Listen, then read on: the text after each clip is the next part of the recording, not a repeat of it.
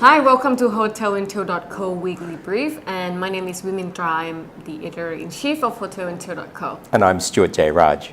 So this week we're gonna run through the news that had happened in the hotel world. And for those who missed our newsletter on Wednesday, we're gonna tell you what's going on. And if you did miss it, well then go to Hotelintel.co. You shouldn't miss it. And subscribe, and you'll get this, and you'll be in the know of what we're going to be doing this rundown of and read in more detail. That's right. Okay, so what have we got this week? So this newsletter this week we have the Hotelier of the Month, Hamish. Hamish, Yeah. yes, and he's over in Kuching in Malaysia.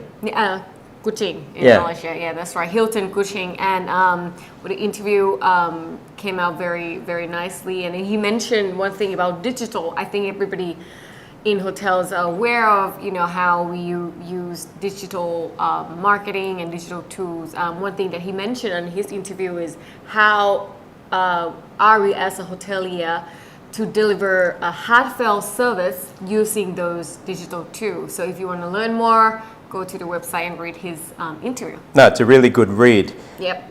And then the second on the list. The second on the list, we have the first AC hotels opened in Australia. In Australia, in Melbourne, down in South Bank. Yeah. Now, AC Hotels the brand has been there, that's under Marriott. It's called AC Hotels by Marriott International. Right. So, and AC, I think, is from the founder Antonio Catalan. Yeah, and from Spain. So it originated back in 1988, I think it says. But this is a different brand there within Marriott, and they're going to have co-working spaces and all different things that they expect from the AC brand. But one thing that I like actually about the AC hotels, the founder talked about, and I need to read it, sorry, is that hotels have the opportunity to be something better than a home. Like usually hotels said they want to be a home. Right. But I think for me, if I want to stay somewhere, I want somewhere nicer than my home. Different to home. Yeah. So I really like that tagline. So they're going to have 17 properties in their pipeline, and we're looking forward to more AC hotels by Marriott. Okay, so if you're down in Melbourne, in South Bank, you can check that out. Yeah. And another thing that we want to talk about is very important because it concerns life and death.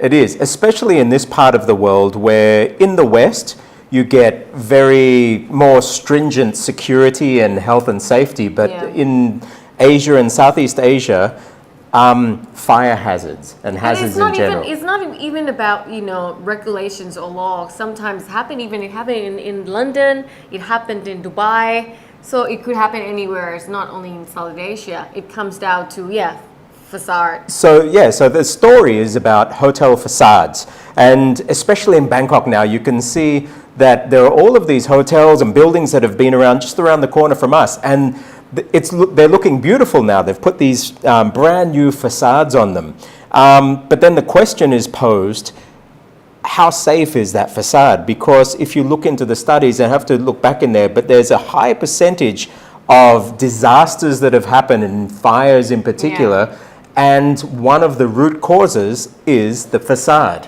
It's true.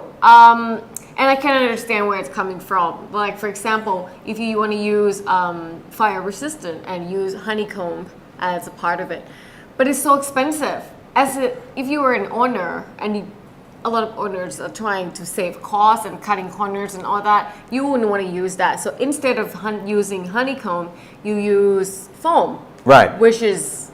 So there's this fire retardant tiles that they can put on there, but a lot of the time to cut the costs down and due to whatever factor, usually from the owner, they will choose this stuff, especially in this part of the world where it's not regulated as much, and it can be dangerous. Yeah, like if you step in a hotel and you need to sleep in this building for, I don't know, several nights, and every night you kind of worry, like, if something would happen to me, am I going to die? Right. So if you have... Or how fast would I die?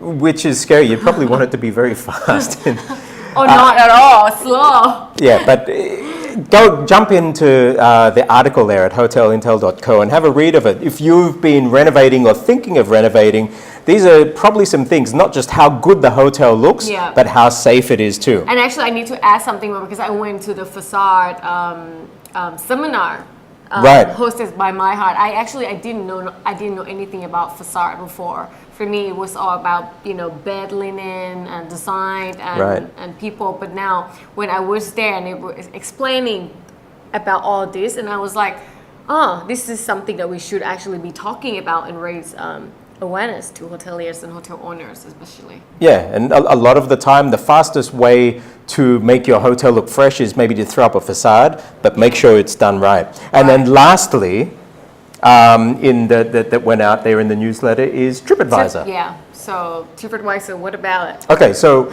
they have new functions. If you have a business advantage account for your business, so you get all the business functions of TripAdvisor.